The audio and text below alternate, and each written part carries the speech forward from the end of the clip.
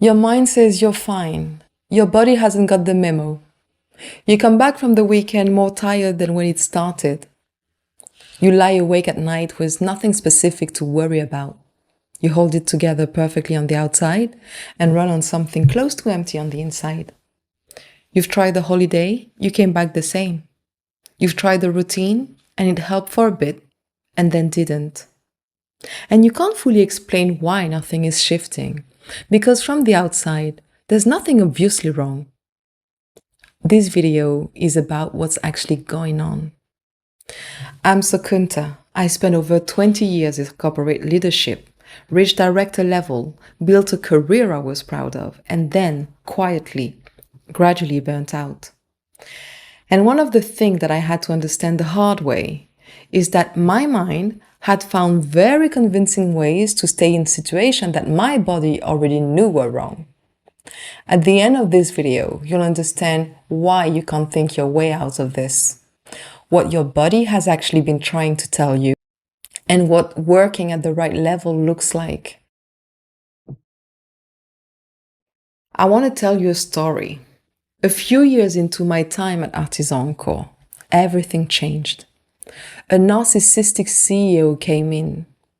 And I'll say it plainly, because it was plainly what it was.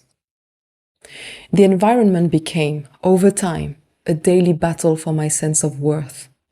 Every day felt like a fight to defend my capabilities. And here's what I want you to understand about that period. I could see what was happening. I wasn't confused about it. I could name the dynamic. I could describe exactly what was going on. I could tell you clearly what was wrong. My mind was very clear. And yet, I stayed almost for 2 years. Because my mind was also very good at building a case for staying. I'd had invested so much. The mission still mattered.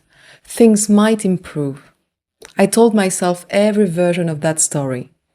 And at some point, I even started to think it wasn't him. I thought the problem was me. That if I just managed it better, handled it better, held myself together better, something would shift. But my body wasn't telling that story. It was dragging myself out of bed every morning. Not tired, something heavier than tired. I was going through the days on autopilot. The fire I had when I first arrived at the organization, the genuine feeling of doing something that mattered, it had gone quiet. I was losing weight without even trying. My body was showing what my mind was still managing. And here's what I didn't understand at the time. I didn't look at what was happening to my body and think, this is information, or this is my body telling me something that my mind has been finding reasons to override. No, I just thought I was tired. I thought I needed to push through. At some point, I even thought that the problem was me, not the situation. And it took me a long time to understand that my body had been right the whole time. Here's what I've come to understand about that experience and about what happens in the bodies of high-achieving women under sustained pressure. Your body doesn't respond to logic, it responds to experience. When you spend years performing at high level in environments where the cost of getting it wrong is significant or felt significant, your body learns something very specific from that. It learned that pressure is the baseline. It learned to stay ready, stay alert, stay switched on, even when nothing external is actually requiring that of you. Even at the weekend, even on holiday, even in the middle of the night when there is nothing happening. This is why rest doesn't restore you. Not because you're not resting properly, because the system running underneath the rest is still switched on. The sympathetic nervous system, the part of your body that handles threat response, doesn't switch off just because your calendar says you're free.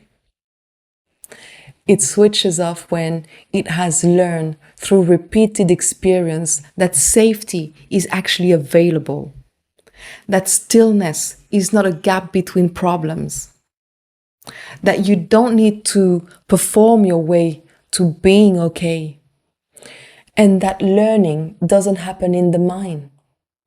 It happens in the body, in patterns, in behavior, in experiences repeated enough times that the body starts to understand things are different now. So when you come back from the holiday as depleted as when you left, that is not a willpower problem. That is not a rest problem. That is a body that has been running at high level for so long that it no longer knows what it feels like to actually switch off. And it is waiting for a different kind of signal. Not a thought, not a reframe, not a better morning routine.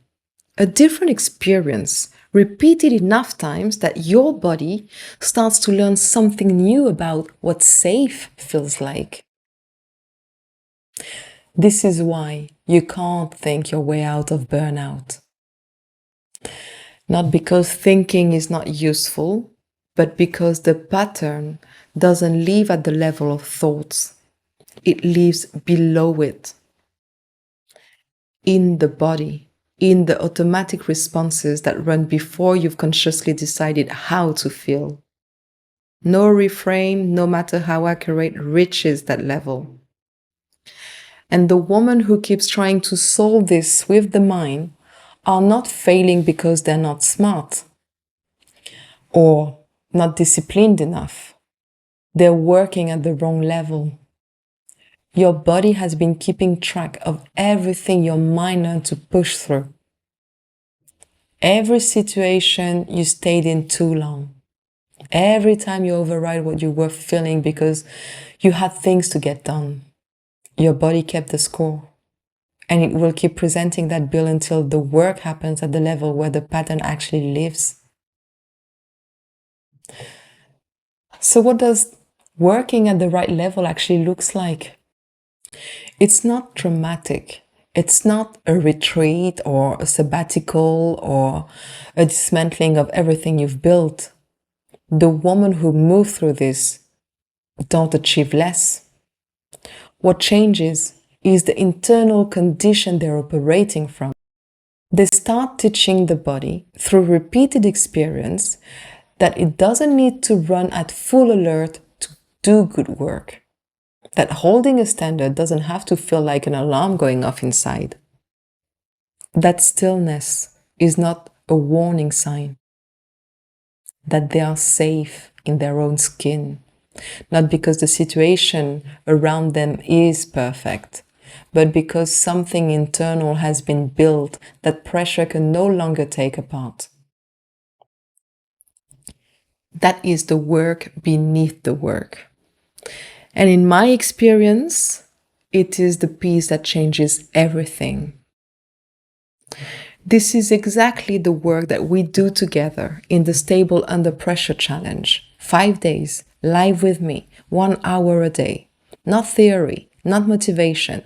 The actual work of naming what's running underneath, understanding the mechanism, and starting to build the internal foundation that years of pressure have been quietly wearing down.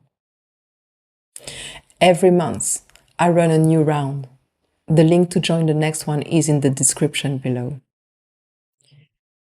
If today has landed, that's where we go next. I want to leave you with something. The reason your mind keeps finding reasons to push through is not weakness. It is not a lack of self-awareness. It is what a very capable mind does when it had learned that performance is the price of feeling okay. Your mind is doing its job. Your body is doing its job too. It has been signaling. For a while now, it has been signaling. The question is not whether you can hear it, you can. The question is whether you're ready to work at the level where it's actually speaking. Understanding your pattern is the beginning of your power. No one owns you.